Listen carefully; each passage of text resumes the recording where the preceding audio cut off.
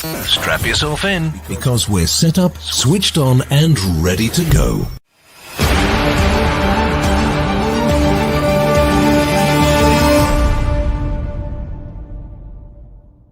You are watching Leicester Till I Die TV.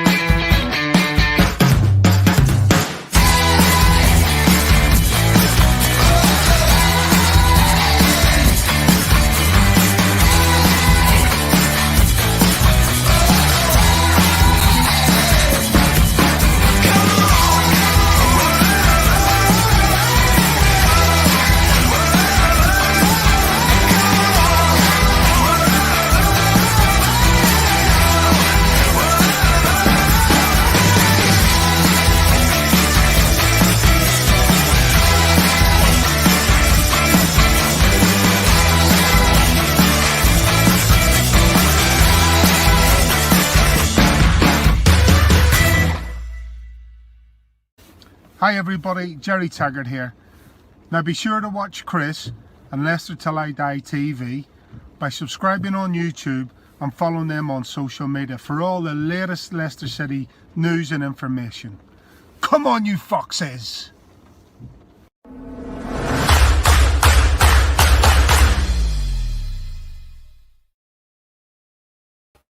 Good evening, fellow Fox fans. Welcome along. It's Saturday night. It's not all right for farting, but it's all right for winning. You're watching Leicester Till I Die TV. You're still watching Leicester Till I Die TV. Let's try that again.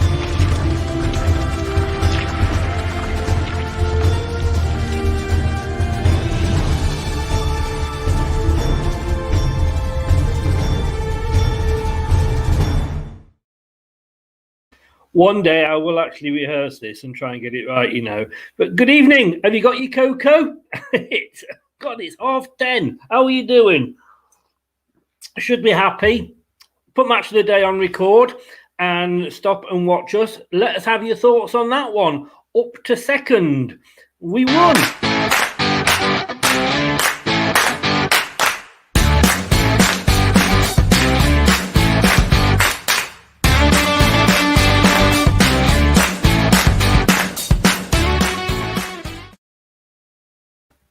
It is. And if you're watching us, you can watch us on YouTube on Leicester Till I Die TV, Twitter and Periscope, which is at Leicester TID, or the Facebook group, which is obviously Leicester Till I Die. If you're doing it on Facebook group, either click on the StreamYard link to bring your Facebook name up, or just stick your name at the end so we can give you a call out. And if you want to listen to us afterwards, you can catch us on all the major podcasts, including Google, Apple, iTunes, Spotify, and Anchor, to name but a few. Max Pickering, good evening, Max. First comment of the evening. How the devil are you, sir? Happy, I hope. Get in. Whew. Yes, it was a bit of a war of attrition, though, wasn't it? But we got over the line. One of those games where winning ugly. I don't think it was the best footballing performance I've ever seen, but 3 points. We're up to second. Let's see if Brad agrees with me. We'll bring Brad in. Good evening, Brad. Good evening, Chris. Yeah, I'm happy with that. I'm very happy and pleased with that performance. Another 0-0, another clean sheet, another win, and it was another impressive game. I mean, I threw up on Facebook saying that's probably our hardest win we've had to get all season, because we knew it wasn't going to be easy before kickoff, and in the first half, we could have come in a different scoreline. So to come away with that with a 2-0 win, albeit in the last minute it was 2-0, but still it was very good. It was never going to be another 9-0, but maybe on another night, had Vardy got his shooting boots on, it could have been 9-0, couldn't it? Yeah, it's not very often you have that. It messed my mind up so much that I thought maybe Iheanacho should come on before he did. I thought, bloody hell, Vardy, you keep doing that, you have to get Iheanacho on. One second. Hello, is that the men in white coats?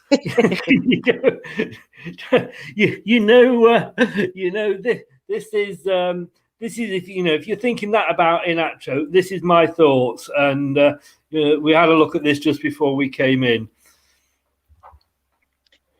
Yeah, yeah. But but having said that, he only had a couple of minutes, but it was an ugly win, and sometimes you have to do that. And it's nice to see that Leicester, we know we play really nice, and I joke sometimes it's like watching Brazil, but sometimes we put them some really, really nice passing performances. But tonight we had to roll our sleeves up, didn't we? Yeah, and it was a good side of Leicester to see. Every so often there's going to be a team that questions your credentials. Where are you? We've been saying for a good couple of weeks now. Now it's, although we're not at the halfway point officially in the season, we're getting towards that point where any points dropped are crucial. And these are the sort of teams that, whilst the likes of Southampton and that are up here, you need to dig out and get them wins if you're going to match your high-end expectations, which I suggest before a ball was even kicked this season, most Leicester fans would have been hoping for another top 5 finish and managing Europe a lot better than what we did when we was in the Champions League. And 18 games in, to be a point off top, you have to bite. That Barnes' second goal. I know the game was probably won anyway, just for the fact of where the ball is, but it kind of just made me smile a bit. I think I got a bit of emotional when he rolled it in, because I don't know if that was nerves escaping my body, but I did raise a smile when he slotted that in. I did my normal 85-minute get up and walk around, go to the toilet, have a wee, go and make a brew, and see the last 5 minutes out. I mean, as a game, the first half wasn't pretty. We certainly were better in the second half, but we weren't. It was one of those games where, as I say, we've touched on it, that Vardy had the chances which he didn't put away, and we know this is Leicester. It comes back and can bite you on the arse. And okay, I think he was offside, but the guy hit the post, or the bar. Sorry, it wasn't, like I say, it wasn't an easy win. No, it wasn't, and we probably had the horseshoe up the rear end at some points. I mean, he came back off the bar, and Evans gave away a stonewall penalty if he weren't 20 yards offside. Yeah, I mean, thankfully he was, because he had no idea he was offside. He went for the ball, and it sounded like Castrol was telling him to leave it. I'm not the perfect lip reader, but I think we got away with a bit of bad communication. And the first half, we probably, against the run of play, probably took the lead on the creative forward.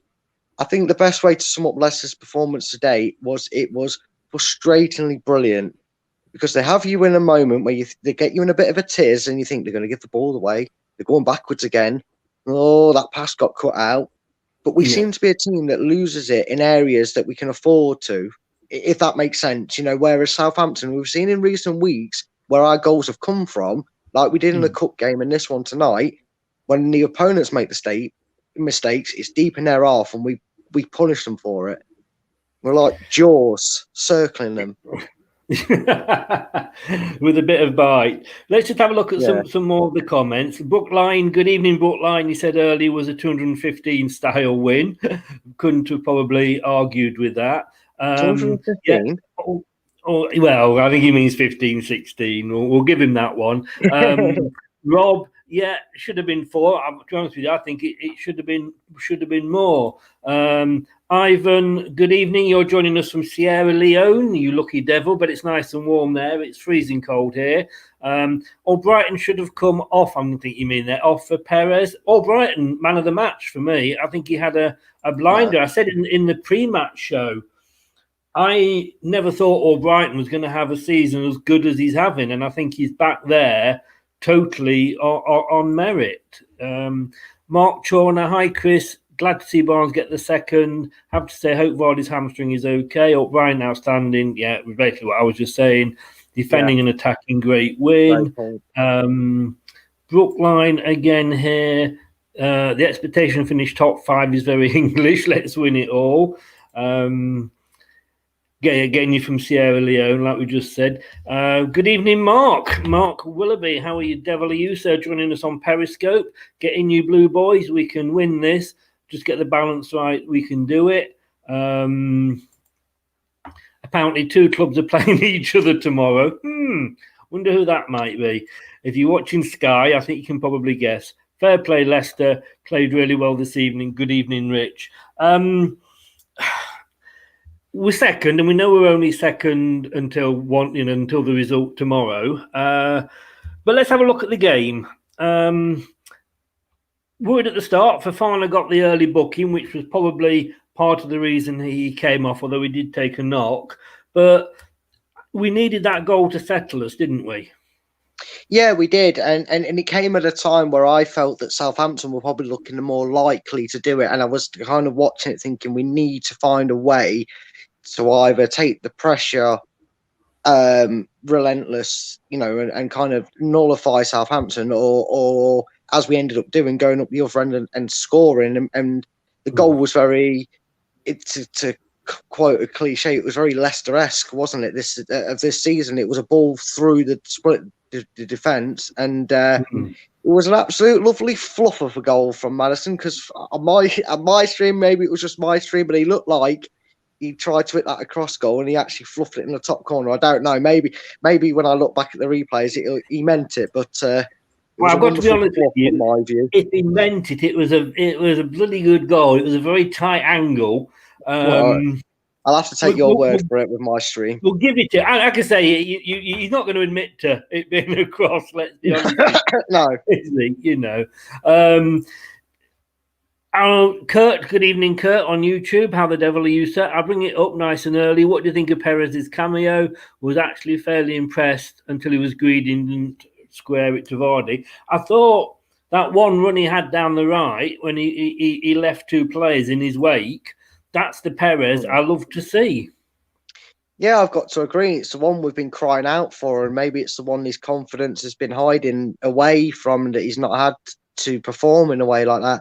He came on, did a sturdy job, didn't weaken or the area that he came on, and he did a very reliable job.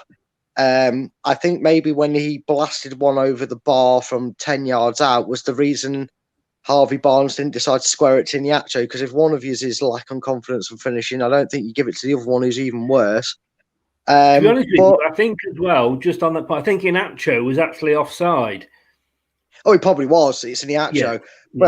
I know Perez has flagged offside, but I think if you look at the replay, if he'd have scored that and gone to VAR, I think one of the Southampton's defender had a stretching leg in the box. You might, and this is what frustrates me about these goals, that when they miss sitters like that and then they go, oh, it was offside. They don't check it, because I know you don't get really chance, especially in today's game.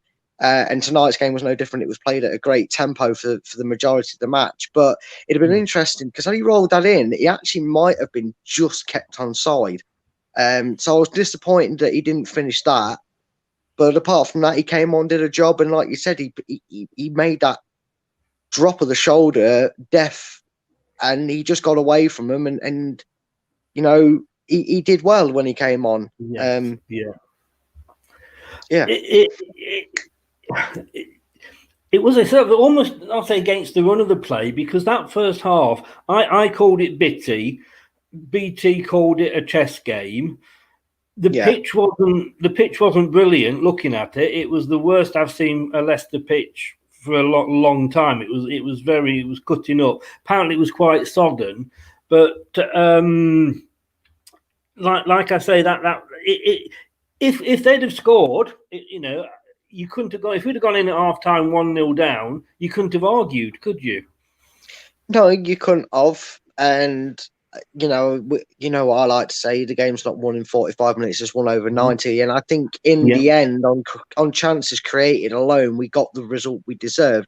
But you wouldn't have argued if you'd have come in at half time 0-0 or 1-0 down, in the sense that Southampton looked the more threatening. Although the thing that I hate the most, that you're going to bring up soon in this show, the stats would have shown that they only had for how good they looked and seemed in control of it, Southampton, they only had 2 shots, which were 2 fine saves from Schmeichel.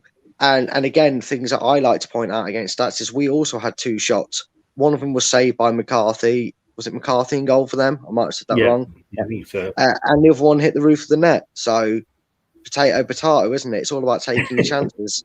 And yet again, we took two and they didn't. How did you know I was going to bring the stats up? It's like I know you, mate. It's like I've been on the show before. Yeah.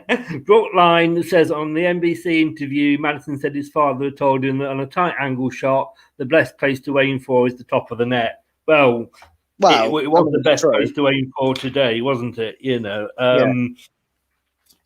it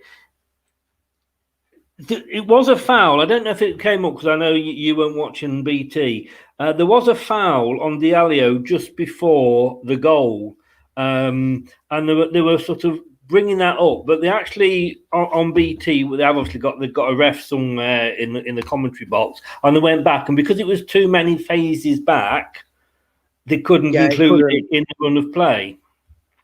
Yeah, and that sort of things that I'm kind of liking to see they're taking from VAR. They're not putting so much pressure on it because obviously we all know VAR is, when it goes against you, it's infamously hated, and when it goes for you, it works. And I think you've still got to keep human error in it. And maybe it was a foul, but there was also an argument that, you know, you could get booked for consistent fouling, and he got booked pretty early on, like Fofana did, and there was probably a few chances where, yes, you could have argued it would have been soft, but he was consistently fouling for a good 10-15 minutes when we took control of that game, and he could have gone. So did it balance itself out? It's not the way you want to see it. I know one of my Southampton friends, he was not happy at all with it, and I can understand it because we as Leicester fans have had moments where we've been on the shoe's been on the other foot and we've not got decisions like that go away.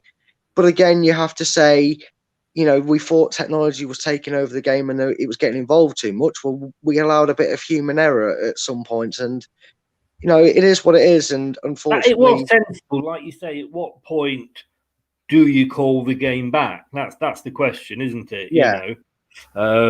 Is it, you know, and what do you call, because is it in the same phase of play or something they call it, don't they? Yeah. And didn't they get the ball back anyway, and then we won it back off them fairly anyway? So I don't get it. If it's not given in that one, then our goal did not come purely for that free kick not being given.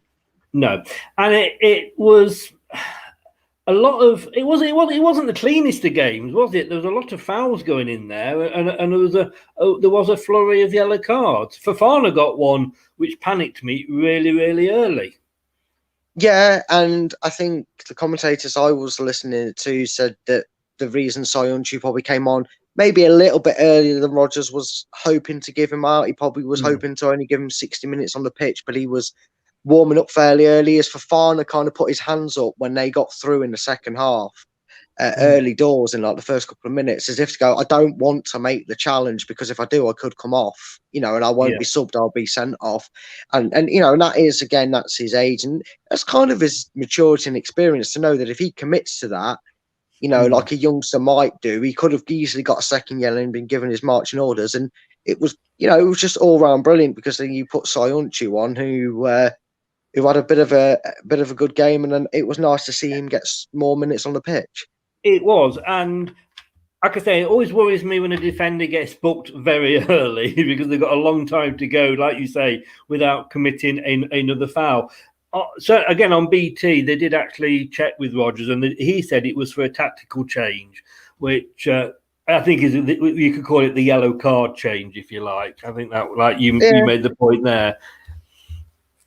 Yeah, and maybe the fact that Fofana likes to get a lot more forward than Soyuncu. I know before we had Fofana, you know, the last season, Soyuncu was the man that got forward, but why he would push up more than Evans, you wouldn't see him at the edge of their box trying to, you know, have a go or lay one into the box. He'd go only so far, and to be fair, I think it was probably a bit of both. I think he was probably, you know, made the change earlier because of the yellow card, but I can see why Brendan maybe tactically made it because he wanted someone, because they got in behind him a few times. You know, he was caught out, and yes, he recovered and got his positioning back well, but I think when you're holding on to a 1-0 lead against a very good side, and they are a good side, and I think when you have two teams that are going at it and trying to do something different this year, you know, and by that I mean in comparison to the normal teams being up there, the same boring six sides being in there.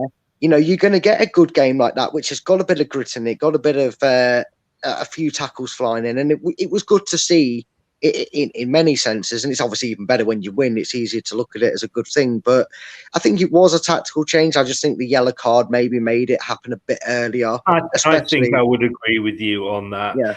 And talking of yellow cards, the one for Bertrand, the Southampton player, when he did a WWE arm across.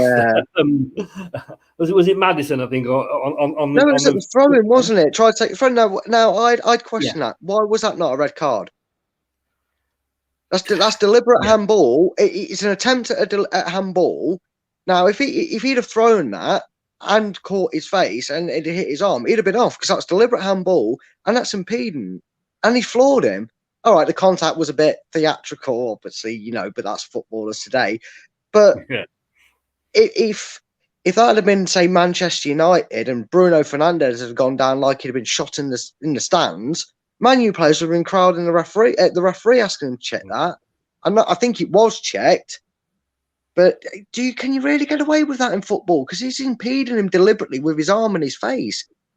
Is that not supposed to be a harsher punishment? Like we always say, it might have been soft at the beginning, and you could have argued it. But I just felt maybe the punishment could have been harsher on another day. Thank you, Kurt. Yeah, thank you, Kurt. It was against Albrighton. I wasn't sure who. At that point, Leicester were well on top, though, weren't we? We came out in the second half. I know that within the first minute, Schmeichel had to make a good save from Smallbone, but after that, we were pretty much in control. And I thought it was going to be one of those games where, we needed a second to kill them off. We were, like we said right at the start, having all the chances, and I thought this is going to come back and bite us on the bum here. Exactly what I was thinking. And it's like I said earlier, I think you could describe Leicester's performances as frustratingly brilliant, and that's another case in point, because in the first half, when you might have been sat there watching them, urging them on to get at them a bit, close them down a bit quicker, Leicester seemed to play a slow tempo game. In the sense that they were in the areas to cut out a pass. They weren't too close to get caught out of possession. So, if the pass goes forward, they're closer to the play. And they kind of just waited, didn't they? Like I said, they were a bit jaws, a bit like sharks circling the prey. And I made a point to someone that maybe he was playing Stoke and Southampton's game getting postponed because of COVID against Shrewsbury helped us, because I think in the last couple of minutes, when we got 3 or 4 chances and eventually Harvey Barnes scored to make it 2-0. Eden Hazard, yeah. Well, he's in that position, isn't he, for his goal ratios at the moment? But again, like I said, you just felt that Southampton tired and like a wounded animal, Leicester struck and got that goal in the end and the 3 points. In the first half, one thing I noticed about Southampton, because I think they had the better start than Leicester did, that they were closing us down very, very quickly. We weren't given a lot of time on the ball. They were doing that very, very well. They didn't do that at the start of the second half. In fact, they didn't do it really in the second half at all.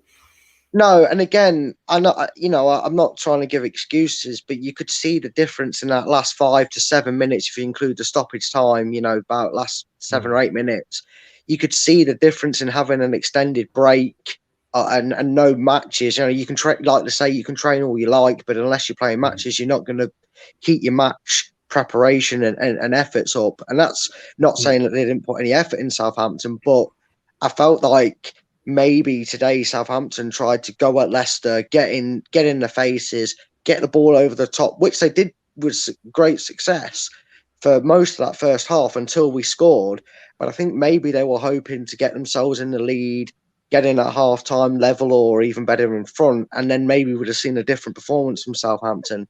And the longer that game went on, I think there was only one team that was going to score. And in the end, we did get that second goal. And it did look that way, didn't it? Although they said they didn't have that many shots. It's 1-0. You just can't settle at 1-0, can you? That's the thing. Tony said here, Vardy, and this was a point that was made a couple of times on the TV, Vardy's never scored against Southampton at home. But then, No, but he scored against them we'll away, count- so I'm happy. yeah, well, we'll counter that with the fact that Perez has only ever had 2 hat-tricks in his life, and both of them were against Southampton, one for Newcastle, one for Leicester. Yeah. We mentioned Albrighton earlier, and I thought he had a great match, and I'm going to take my hat off to him. There you go, because I never thought he was going to have a season like he's had. He's had a really, really, really good season.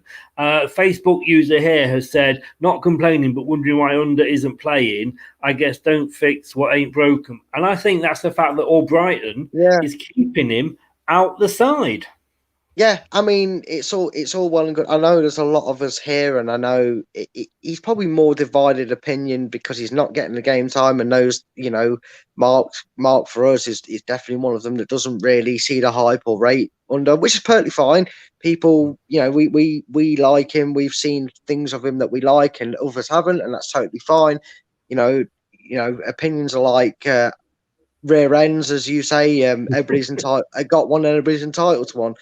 But like he said there, it might not be a case of he's not good enough to play. It's just when you're playing well, you're not going to get in there. I mean, are you going to replace anybody on the basis of how they played tonight for Chelsea is it midweek?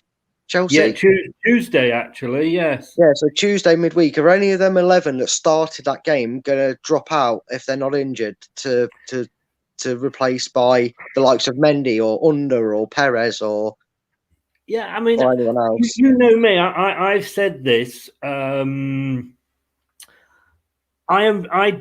don't agree to any player being dropped because a named player is coming back. And I like Under. I've liked what I've seen when he has played. He's set up a couple of goals.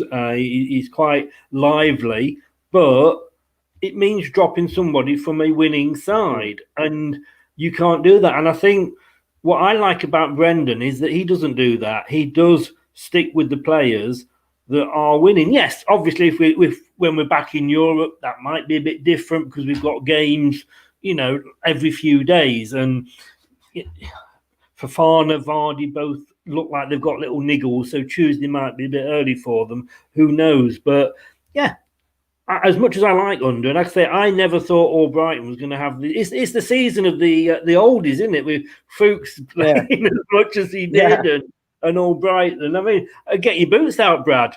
Yeah, I might have a chance. Yeah, but no. So I think that's why, to be honest with you, with the answer to that. Brookline here, prediction formula: when Leicester play beautiful in the first 20 minutes, we lose. When Leicester play mediocre in the first 20 minutes, we win. Would you agree with that? Genius tactics. We lure our opponents into a false sense of security.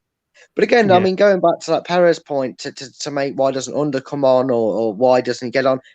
I think a few seasons ago you'd have been too tempted to throw Ricardo on just to give him time on the pitch. And I think with everything that's gone on this season, we've been forced to use our entire squad. Quite literally, this season we've been forced to use our entire squad, and they've impressed when they've come on. And it's a point that's been over the last couple of weeks. And again, tonight's performance, you turn around and say, why isn't Under getting in? Well, it's because Albrighton's playing well. Well, why didn't Ricardo at least get 5-10 minutes? Because are you really going to take Castagne and Justin off after the way they played tonight? Because again, I thought they were exceptional to a T. Again, there wasn't many players that didn't have a good game. There wasn't anyone I could think of that had a bad game. So it's not just there; it's all over. Yeah, Tony said here he thinks Soyuncu will start Tuesday. Quite possibly. Fofana, he's played virtually, I think, almost every single game that I can think of. And Tuesday, if he did, he had obviously that pull, and that might be the back of the mind. So but Soyuncu, it was good to see him come back on, and he was like the old Soyuncu. It was like he'd never been away. Yeah. I think one of the first thing he did was make a killer block, and I just went, "Cags, good to see you back." And it was nice because sometimes, like the commentator said, because they were expecting Ricardo to maybe come on. I was actually surprised. I thought if anyone was going to come off on that wide side, maybe because a lot of Leicester fans are saying if you're going to fit Ricardo into this team, something we never thought we'd say. Where we're going to play Ricardo, a lot of people are suggesting, and if he's going to come on, it would have been maybe for Brighton. And when he didn't, you may be thinking, well, maybe he's just not looks that level. Maybe we'll see Ricardo come on for Albrighton, because the biggest question you're going to stamp on Albrighton, Mr. Consistent, and I've got to say it, Mr. Consistent as he is can he play tonight and Tuesday against a side like Chelsea? Do we just want that extra bit of pace, or is that a game that it raises a good headache for Brendan, because you then got the question of, do you go for pace and a bit more about it in Ricardo, or do you say, I don't really want Ricardo making his debut return after a lengthy time off against a side like Chelsea? He will get stuck into him. My only worry is that Castagna looked like he'd pulled something as well. I thought Ricardo was going to come on just to give Castagna a rest, because the fact that Castagna's still on his way back, if you like, but he didn't. Castagna played out the game. We might see. For me, and I appreciate, and I see your point totally, but I wouldn't be surprised if we don't see Ricardo on Tuesday if Castagna has sort of, they tweaked something, as they like to say. Yeah. But the thing is, what all this shows, and it was something that the BT commentators were alluding to an awful lot, is the fact that we've got an amazing depth of squad at the moment. And I made this point in the pre-match with Josh, and I'm just going to bring the team up here. But if you look at that bench there, Ward is an international, Soyuncu, Amati, Ricardo, Thomas Mendy, under Perez, Inacho. I mean, let's forget Inacho, but in all seriousness, any of those you would put on and not worry about them, would you? I tell you what, I mean, even I'd go as far as say Danny Ward, because I think he's been ever reliable when he's played in goal for us at levels. I know he's had a few quirky moments in the cups, but what keeper hasn't? Yeah. You look at our bench, and all jokes aside, maybe for his confidence, if you put, I've always said Inacho needs a second striker so he can either hide behind him or do better than what he's been doing. Either way, he'd just be an improvement of what he does on his own up front. But you looked at our bench, and I nearly said it myself tonight, that you could have put that bench in the start. You could have put most of that bench on the starting pitch, and you wouldn't have complained about it. Had you said, we want to use Evans and rest him, and let him be fully fit and ready for Chelsea, Amati comes in, had, Under or Perez maybe been on that right side and not Albrighton, you wouldn't have argued too much of it. That, I said at the start of the season, I know it was something that we brought up because of, and it was easier to say it because of the start we had and obviously continuing to have. But there's just, sometimes it's not about the amount of players you have. It's about the quality, not the quantity, isn't it? And I think we're a prime example this season. Sometimes you don't have to spend £75 million on your players like a certain Manchester club to get the best players out there. And it's just good. It's good for the club to see as well. It is. Even Luke Thomas on the bench there, you wouldn't worry if he came on. He's got a Europa League goal to his name. Yeah, he does. He does. We'll get this out of the way now, because, like you say, we do disagree on this. But 16 shots we've had today. We're forgetting the possession, because at the end of the day, possession means nothing. The main fact, obviously, is the fact that we got 2 goals, they got none. They had 8 shots with 3 on target. We had 16. We had 5 on target. It does pretty much, in fairness, sum up the game, because, like we said right at the start, Vardy could have had a hat-trick today. Yeah. And Southampton could have had a couple of goals on another night. Yes. Yeah. But let's have a look at the table, because it does make nice reading. I mean, I know it's only until tomorrow, unless obviously Man United win or Man United draw, and then that'll keep Liverpool obviously behind us. But 18 games, nearly halfway through the season, second in the league, 35. It's still tight at the top. Going right down to Everton. We could drop technically down to 5th when everybody's played all the games, but it's nice to see, isn't it? Yeah, it is, and it's nice to, obviously you've still got to worry about a few sides down there, but if you look at it in, let's say, best case scenario from what we can see in that we know who they are. Yes. I'll come back to them in a minute. Yeah, in the contents of it, yes, Man City have 2 games in hand. Yes, Liverpool are playing Manchester United, and Everton might win their game, and that'll bring them 11 points. But if you said to me, 18 games into the season, Brad, the worst case scenario is you're going to be 4 points off top. I'd snap your hand off, because I'd be saying, well, we're a few points ahead of Spurs. We've got a bit of breathing space between us and Chelsea and Southampton now, and obviously we've got Chelsea on a Tuesday. But until that game's played, we've got a bit of a gap. But we're starting to bridge a bit of a gap between teams, and we're in that mix still. And as long as you're in the mix, the cliche that football is a funny old game rings true. Because if Manchester United, and Liverpool play out a draw, and Man City win both their games in hand, which isn't an easy feat, because they haven't got easy opponents to play, to my knowledge, in recent years for how they do against them.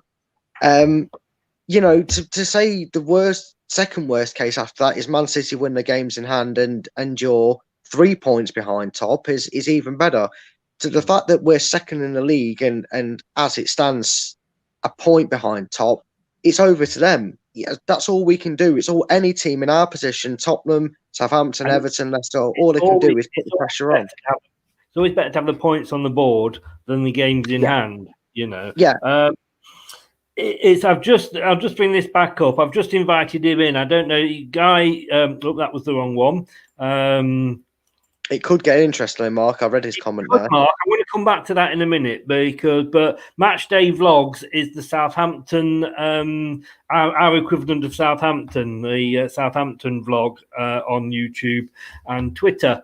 And Brad did a guest point with them midweek in their opposition, according to the opposition view. Fair result. I mean, thanks, mate. It's nice of you to say so. We've invited them on. We'll see if they come on. I'm not sure whether they'll be able to because they've got their own shows to do. But quickly saying, Tielemans 2 assists today. Yeah. Tielemans. Sometimes his passing puts my heart in my mouth, but I can forgive him when he's getting better with each game. And when he came from Monaco on loan, and again when he was a permanent signing, he came out all guns blazing, and he was running around, and he looked like a brilliant buy. And then at the end of last season, I know no one covered themselves in glory in the last 10-15 games of the season, but we noticed a lot of drop off, and you started to maybe fear just a little bit that was the signs of what Monaco had said about him, that sometimes he's there and sometimes not. But this season, to steal the phrase off Albrighton, he's been rather consistent, and he does look good. And his 2 assists tonight, a testament to what we've been asking for the last 3 or 4 seasons from our midfield.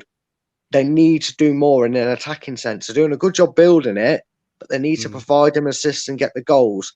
They need to work on the shooting ability from the edge of the box, but they're getting the assists, and that's what matters. If they're supplying the chances, you can't ask too much more of them. No. Let's just have a look. I think he might be joining us, actually. He's just said 2 minutes, but let's quickly, before he does, let's have a look at Alan Bennett, who does my match statistics. Very, very, and I have to say this all the time, is that he doesn't get a chance to have a think about it. Literally, the final whistle goes, and I ask him what they are sort of within a couple of minutes. So he has to make some quick decisions. Man of the match, Albrighton. I can't argue. I think he was BT's man of the match as well. Great game, and did some good defending today. He was at the back there helping out. Manager and team 8. I think he's probably got it spot on today. Yeah, I think he has. I think like Brookline, or sorry if we've both pronounced that wrong, said it kind of was like 2015-esque, and it was the Albrighton of that. He was very good and reliable defensive, and every time you maybe questioned him not having enough in the tank to go forward and maybe see out the full game, he just kept providing something going forward. I think if he was going to give a mention for a second close contender in my eyes, was Wilfred Ndidi, because that lad is just different class. He nicked the ball and he unlocked so many opportunities for us to go forward yet again. And again, something that we kind of knock on the door and talk about here on this channel a lot is, yet again, we failed to score from a corner.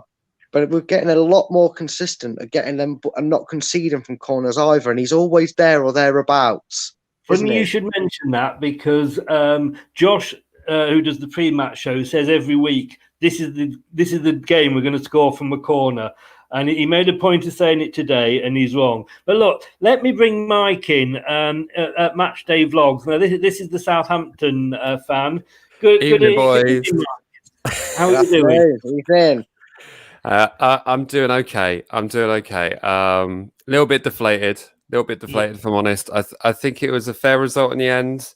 I've just been listening to your show, stuck some comments in, and congratulations and all of that. But I think we really lacked the killer edge. I think, like I said in our preview show, Brad.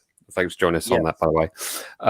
We haven't been scoring loads of goals recently, and I think that's been a problem for us. We had a couple of goalless draws against Fulham and also West Ham, where we just couldn't quite get the goal we needed to nick the win. And also the win that we had against Liverpool. It's not like we scored, caused too many problems after that Danny Ings initial goal after the set piece very early on. So I was a little bit concerned, especially with so many of our players out injured. The surprise for us was the amount of players that we had out injured on our midfield. So to not have Romeo back was a big loss. And to also have the likes of Smallbone starting out on the wing kind of set us a little bit on edge. And I'm not sure if you had a look on the Sky Sports apps, but it actually had some of our substitutes as unknown, as listed as unknown. So there we go. Yeah. Have I just taken over the show? I can only see myself. That's me just giving you the live. Oh, look at that! I had the floor. Yeah. Wow. He does that to me. He does that to me. So don't worry about it. Doesn't give me any notes. Just lets me go off it. You just wanted to look at my green screen, didn't you? That's what it was. Yeah, I gave you the floor and you stopped talking. I mean, I was going to say, you said some very nice things there, Mike, and thank you for that. But you used the word deflated. I mean, you had the chances, didn't you? And would you have? Are you disappointed in the result? I think if you'd asked me, the thing that deflated me was the second goal, because the goal that you scored. I mean, you could argue that there was a little bit of a foul on Diallo on the build up to that goal. It was soft, I'll give you that, but you see them given against bigger name clubs. But the goal you scored was very good. It was a great goal, and I think that the finish it was by Maddison, right? Wasn't it? Yeah. Maddison scored. Yeah. Great finish, and I think to lose that game 1-0, yeah, it's all right. You feel all right. You move on. You move on to the next contest. It's not like you've had loads of chances to win the game yourself. So I think we would have taken that. But then to just concede in what is effectively the last kick of the game, it just felt like a bit of So it is what it is. I think, Brad, we said right at the start, and we've mentioned it a couple of times, that Vard on another day, Vardy could have had 2 or 3. So it could have actually been worse. And what surprised me was in that first half, and I mentioned this to you before, didn't I, Brad? Is that you were doing a very good job of closing us down. You weren't giving us any space. You weren't giving us any time, and you seem to stop doing that in the second half. Yeah, that's also a game you were playing quite well as well, because I think the closing down from both sides was very, very good. In second half performances, we tend to do that, especially in like the so I got Match of the Day playing and replaying in the background, just showing the goals. It's a bit depressing, isn't it? But yeah, we tend to sort of take our foot off the gas in the second half. We did it against Wolves. We capitulated against Man United, although that Man United side were very, very good in that second half. I mean, yeah, we were destroyed in that one. But we were kind of anticipating that we'd drop off in the second half. A lot of the people in our chat section were saying, "Oh, not feeling good about the second half. We concede early again. It's going to be a difficult thing to watch." But yeah, I mean, you say that Vardy could have had 2 or 3. I mean, I thought I'd be interested to know what you thought about the link-up play from Leicester, because I thought Vardy was thrown under a bus on a few occasions, because there seemed to be some wayward passes from Barnes, and where the pass was sort of about 2 or 3 yards behind him. So, yeah, I mean, just seemed a bit odd, wasn't it? I'll let you answer that. I think the best way to sum it up is obviously, because like I said on your preview show, I'm not going to sit here and go on anyone's show and say, "Oh, your team does this, that." I don't watch you every week. You guys will know better. And I think if you see it over a period of the season, it's usually telepathic. But every game they do seem to have a tendency to not quite be on that wavelength. It's under hit, it's over hit. I mean, I think it was it. I can't remember who it was, but they could have played Vardy through, and they put it way too out left for him, and he had too much to do, and then your defence had the chance to get back. And I think your defence played our attack very well, and to quote what Chris said about one of the commentators, but for most of that game, it was like a game of chess. It was very much, you move there and do that, well, we'll block it with this. And I think I said you was the hardest team to get 3 points off. But I'd like to ask you guys this, and maybe your fans put this in the comments, I don't know. Do you feel that us playing in the Cup in that midweek, and you guys not being able to play because of obviously COVID in Shrewsbury, and not having an extra match to keep your players on the toes, did you think that maybe affect you in them final minutes when it was still 1-0 and you still had a chance to nick a point? Or do you just think it's just because you made the point that it seems to be typical of Ralph to kind of take the foot off the gas in a strange way in the second half? Yeah, I don't think we missed anything from not having a midweek game. I mean, our squad depth is ridiculously shallow at the moment, and when you combine that with all the injuries we got, it's just horrible, because you've got these under 23s, under 18s, under 11s coming into the first team squad sitting on the bench. See you, lady. It's crazy. Yeah, it is literally as bad as that. So I don't think that the fact that we didn't have an extra game to keep us match fit or keep us up to speed really took anything away from it. But we can sympathise with that, can't we, Brad? Because we were like that at the start of the season with injuries, and we had our tea lady turn out a couple of times. But Phil Fox was on the bench one game. But I mean, well, you've got still to be playing. I mean, like you say, with the squad that you've got there, and the fact that you had got so many youngsters coming on, and the comment was made a few times that it was, half your substitutes, had they come on, would have been making like their first appearance for the club. Yep. But where you are, even taking that into account, is good for you, isn't it? Yeah, 100%. I mean, I think if you took into account our weekly wage bill in terms of where we are, I mean, it's madness when you compare the likes. I mean, even players that play the likes of Everton are on 3 times a week what we pay our players on. So it's incredibly shallow what we do. I'd also like to see us play more of our academy players in the positions they're supposed to be. I love the fact that we're playing Walker up front, but that's not his position. He plays out on the right wing. He plays out very well, but he tends to be. I mean, okay, he scored a goal against Wolves, and he's also scored against Arsenal in that position. But I just would much rather see one of the youth players playing up front with Shea Adams, or playing up front with Danny Ings when he's fit, and actually playing those designated positions there. And then you can actually get a bit more of the potential out of them, because when you're just sort of moving players around the pitch, it just doesn't quite work. I mean, last season we had James Ward-Prowse playing in a right back position when we had injury issues and all that kind of stuff. So it's stuff like that. So yeah, just like to see an improvement there, really. Bookline was asking, I brought it up earlier, I'll just bring it up now. Again, what happened to Walcott? He was everywhere early. Was it Show coming on? He did seem to go a bit quiet. Again, it was one of those almost game of two halves, but it was quite noticeable in the second half. Yeah, I think it's just that quality in the final third. Because if you look at the likes of Danny Ings, he can do incredible things with the strayest of balls out wide, or he'll turn something that's a slight opportunity into a goal scoring opportunity, and that's something that Theo Walcott doesn't quite have. He's got the pace to take it out wide and get some space for himself, but then that requires a decent through ball from one of the creative midfielders. So that's, yeah. I mean, Walcott's been great for us. I mean, every single Southampton fan is absolutely loving the fact that he's returned to Southampton. But the fact of the matter is, he wouldn't be at Southampton had he not been having half his wages paid by Everton Football Club. That's the sad reality of it. It's the fact that it's a subsidised player, and I would have loved to see Theo Walcott come straight from Arsenal to Southampton when he left Arsenal.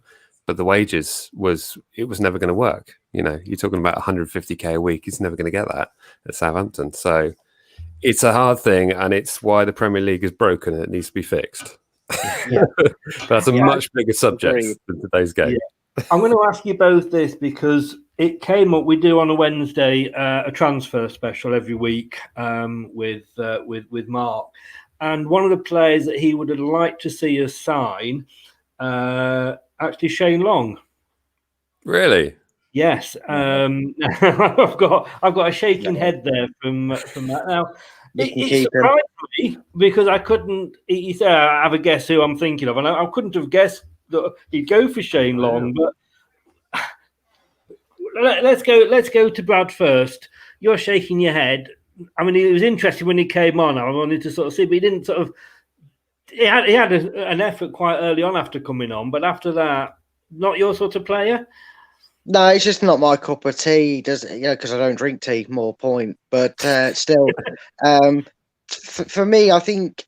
I mean, you can shoot me down if I'm wrong here, but we go on about the fact that we don't have a secondary prolific goal scorer. I won't mention his name because it's like Voldemort to Chris to mention his name.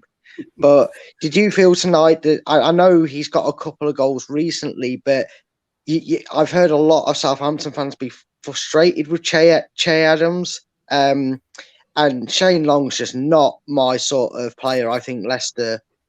He doesn't seem prolific enough. He'd only offer us what we've already got, and that's a bloke that doesn't score a lot when he and he's old, isn't he, Shane Long? And that's no disrespect to him. I'm not saying he can't do it. I mean, Vardy's prime example, you can still do it at any age. But if we're looking to get a secondary striker, and I wanted someone with a bit of legs on him and a bit more youth than that, it's no disrespect to him. I'm sure he does a job and he battles hard and he's good enough for anyone else. But for me, he just doesn't fit that Leicester mould. But I think tonight, would you say that you kind of saw without Danny Ings, you missed that firepower, whereas Leicester with Harvey Barnes, who I believe is in double figures for his season, maybe gives Leicester that fallback if Vardy's not on fire like he wasn't tonight? Yeah, definitely. I mean, I think it's fair comment on Shane Long. I think he serves a purpose. I mean, he's the fastest ever Premier League goal scorer. So he's got that record. So that's great for him. But really, I mean, I don't see Shane Long going on to another Premier League football club. And there's no disrespect to Shane Long. I just think it'd be great to see him finish his career at Southampton. And Shane Long went on a massive goal drought. I mean, it was some ridiculous length of time without scoring a goal. I think he scored past us when he ended that as well. Yeah, well, yeah, might have been the case, but it's I don't really. I mean, I'd be very surprised if another Premier League football club came in for Shane Long. But you mentioned there about Che Adams. I mean, Che Adams went a large part of last season without scoring a goal. He joined the club from Birmingham, and his press thing that he was saying to the Southampton press was like, I'm looking forward to winning the league with Southampton. And we were like, what? Sorry, that's a bold statement. Yeah, that's a hell of a statement. A heck of it. Well, even Southampton fans were like, oh, okay, cool. Yeah, go for it. See, achieve, believe and all that. But but yeah, and then he scored that goal from pretty much halfway line against Manchester City, and after the lockdown period, after the first lockdown, and we had to return to football, and then suddenly it just clicked for him. He suddenly had the confidence there, and he'd scored a couple of goals against Sheffield United, and he's scoring him in, but he was always close to getting those goals. It was just a case of it was going to happen. So. But going back to Shane Long, I'd be very surprised if you boys ended picking them up for us. I mean, if you want to give us 50 million quid, go for it. We'll cut ties, but I don't see it happening. Would you do a swap in Acho for Shane Long? No. No. Oh, come on, Brad. I mean, they can have Damari Gray. There you go, fair deal. We talked about Damari Gray. Yeah, that was the one that we were talking about, wasn't it? But you never know. It might be one of those youth players. I mean, we had Jan Valery feature again tonight in the side, again playing. I mean, we're used to seeing Jan Valery in a right back position. Loads of people in my chat section were saying about what happened to Jan Valery. He was going to be this massive, promising talent. He scored that worldie goal against Man United last season, or the season before, and it just disappeared. But really, it's another story of a youth player not having good discipline, not sticking to training routines, and just sort of going missing in the lineup. So you never know. You could have a Ralph Hasenhüttl turn around anyone. So maybe it's a good swap. maybe. Yeah. Thanks very much for joining. If we've got to be careful, otherwise this is going to be the Sunday morning show if we're not careful. Yeah, absolutely. Yeah. Absolutely. Forgetting how late it was, I need my beauty sleep. I tell you, no worries. more than you two. I tell you. But, Mike, thanks very much, mate. Thanks for coming on, being honest, and taking it on the chin. No worries. I'd say good luck for the rest of the season. Yep. Well, until we play at your place. Until we meet again. Yeah, and you know what? That'll be hopefully the day that we can then stop talking about that result, because we would have gone 9-0. Sorry. I really struggled today. I went a long time on your show not mentioning it. I've gone 57 minutes nearly before 11 minutes on our show. Yeah, I mentioned it right at the start. In fairness, and I actually, when I did the opposition view with my mate George last night, and I made the joke about the fact that Brad had gone 11 minutes. When I said I'm not going to do that, let's mention it now and get it out of the way. 9-0. Unfortunately, it's going to be that. I mean, BT never stopped mentioning it for about the first 10-15 minutes. We know it. Yeah, my goodness. Yeah, we never get tired of hearing that. So no Southampton fan ever. Yeah. That sounded like a case with gritted teeth then. It really did.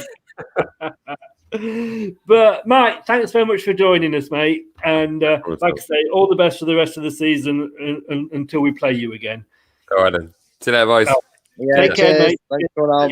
Bye. Bye. Thanks to Mike for joining us there. Very, very quickly. And Max, thanks very much for that. Good show, boys. Thank you, mate. Somebody asking there, are you Lee Chappie? I don't know whether I think that's more you than me. I think that might be towards Mark because his facial look about it. I don't know. I tell you what, because Brad actually looks after the Instagram for me, and I've noticed there was 2 messages. I don't know if you ever checked the messages on there. The same woman sent me a message, or was a message on Instagram saying, "Are you James Maddison?" And then I didn't reply to that. And then a week later, are you Jamie Vardy? And I'm just going to wait and see if she goes through the whole team. Very, very quickly, because it is very late, and I appreciate, like I say, we're going to be doing the Sunday morning show. I did say I would come back to this point before we got Mike from the Saints blog, Matchday Vlogs, in there. And if you want to see how Saints are doing, give him a copy. This was it. Mark said this. Give him a copy. Give him a follow. Mark, if we strengthen the transfer window, it could get very interesting. I was very critical of the fact that we didn't sign anybody other than Ryan Bennett last year, who I think got the stigma of the fact that he was the only signing. I don't think he was probably as bad as we seem to sort of make. No, he was. No, he was. We there isn't a Leicester fan I speak to that does not wish we hadn't signed Ryan Bennett on loan. He was Even awful. after Cags got sent off against Bournemouth, we had nobody in the back four. But anyway, the point I'm trying to make here, and I do know what you mean. I was very critical of the fact that he was the only signing. Yes, we need a striker. We will probably all agree on that. If we buy anybody else in any other position, who would you drop to accommodate anybody else? Well, that's the thing. You keep talking about it and saying we're probably not going to drop anyone on current form at the moment. And the way the backup to them positions is going, maybe I'd like to see us bring in someone who can get on that left in case Barnes picks up an injury. I know Albrighton can do a job, and he's probably the instant person you put out there. But if Albrighton's nailing down a position on the right, you're going to want him there instead of maybe someone with less experience on the left. I'd maybe just add to the depth a bit, maybe bring in some youth up to the rankings. I wouldn't be too displeased if we don't do any business apart from our outgoings in January. And the thing is, you're battling inflated prices. You're not going to get a top quality player that you want to bring in when there's, you're not going to turn around to, I don't know, for hilarities and over the top hypothetical state. You're not going to turn around to Manchester City and go, you've ripped us off with Iheanacho. Can we pay you 50 million and get Gabriel Jesus because he's sitting on your bench not playing? They're going to turn around and say, well, there's 100 million because he's halfway through our season. We need him if Aguero's not playing, or we need him in the game. You're not going to get him on the price you're going to pay.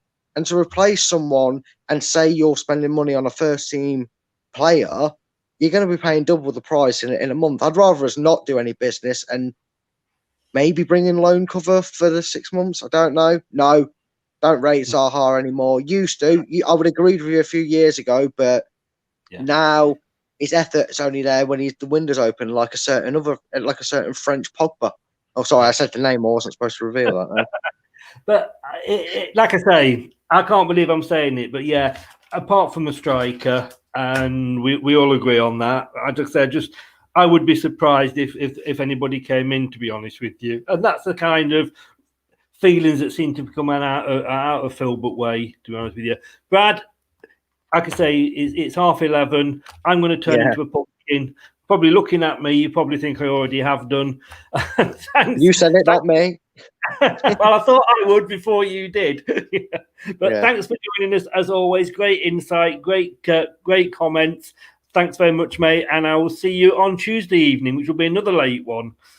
Yeah, it's been a pleasure as always. And I know we didn't get a chance to say it, but guys, check out the match day vlogs on Twitter. It was a great show to be a part of. I enjoyed it. It was a great discussion. So do check them out. And yeah, I will see you all Tuesday. It's hopefully for another 3 points. See you next Tuesday, as they say. Yeah, see you later, guys. Thanks a lot, Brad. Take care, mate. Stay safe. And you take care. Well, there we go. We are at the point of turning into pumpkins, and we are going to have to end it there. We will be back. I can't believe they were again Tuesday. It's like even earlier than when we were in Europe. I'm going to be back tomorrow night at 7:00 when I will be doing an earlier than normal, obviously, opposition view show, when I'll be joined by a Chelsea fan, and we will be talking the game on Tuesday. Monday night at 7, it will be the preview show with Craig, and then Tuesday, the pre-match with Josh, and the post-match again with Bradley there. So thanks very much for joining us. Have a really good evening, what is left of it, and a good weekend. And remember, above anything else, please, please, please stay safe. And I'll see you tomorrow night at 7 with the opposition view. Cheers, guys. Bye-bye now. Thanks for watching Leicester Till I Die. This is Chris saying goodbye and see you next time.